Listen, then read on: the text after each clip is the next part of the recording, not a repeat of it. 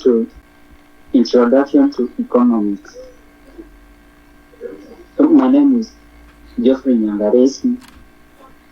So I'm going to take you through economics.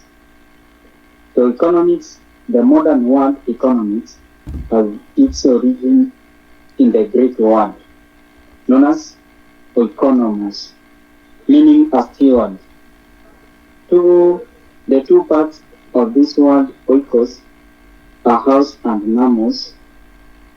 A manager sum up what economics is all about.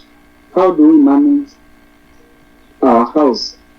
What account of stewardship can we render to the family, to the nation, to all our descendants?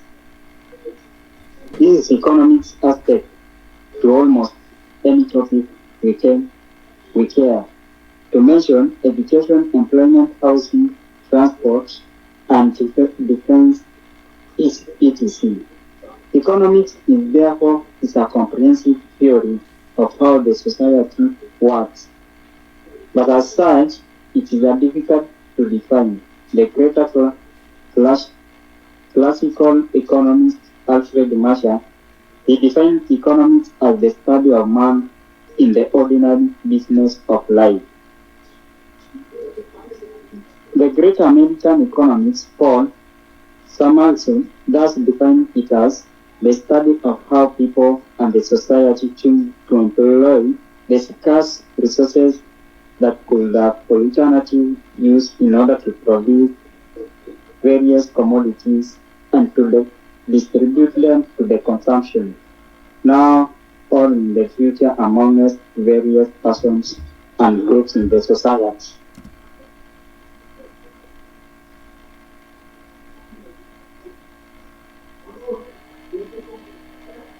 So we are going to the next slide.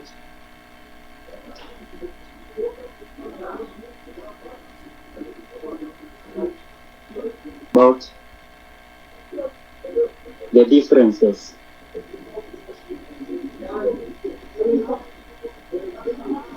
Hello. So next we are going to talk about microeconomics and microeconomics and macroeconomics. Overall, the study of economics is divided into two halves. We have the microeconomics and the macroeconomics.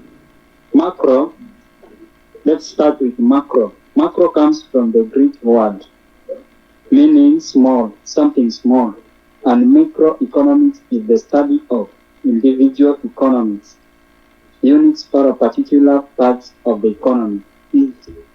How does an individual or household decide to spend its income? How does an individual farm decide what volume of output to produce or what products to make? How is price of an individual produce determined? How are wage leaves determined in a particular industry? It thus gives a warm eye view to the economy. And the macro comes from the Greek word meaning large. The macro is the study of global collective decision made by an individual, household, or products.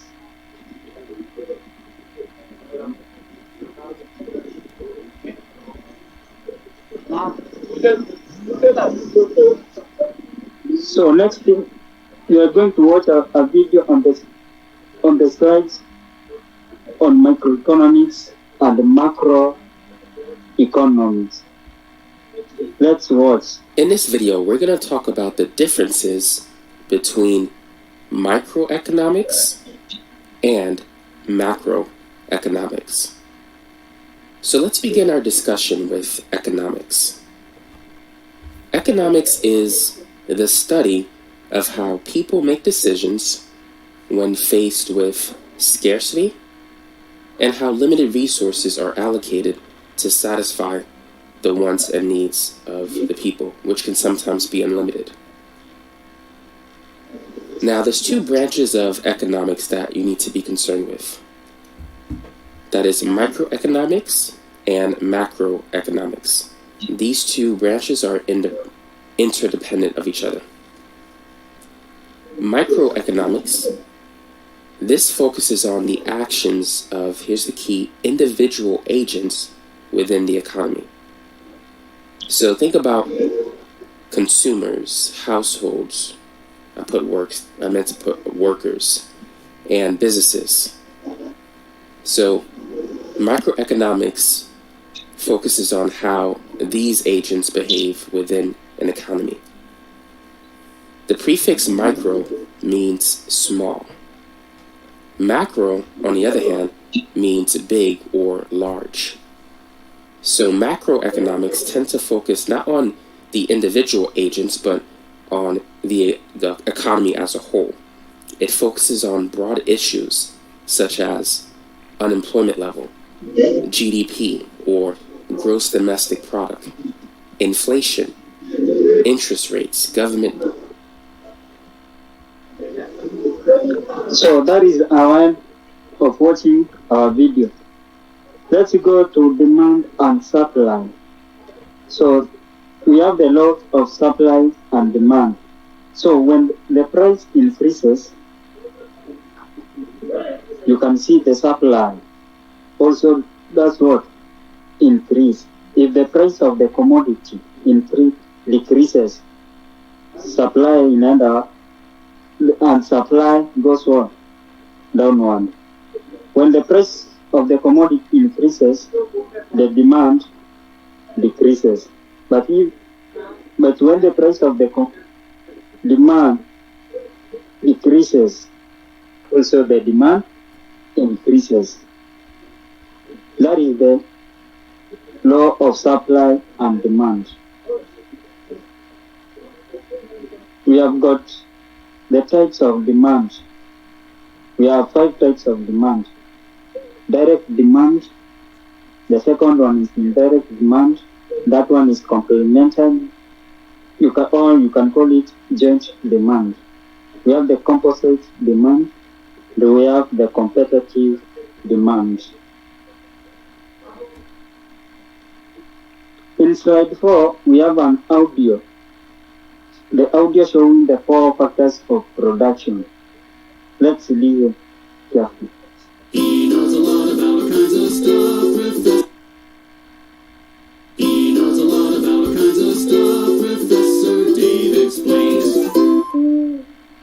At this point in the series, we understand the concept of scarcity, and we also know how to define resources, goods, and services. But how are scarce resources turned into goods and services? To answer that question, let's take a look at the 4 factors of production. First, you need land.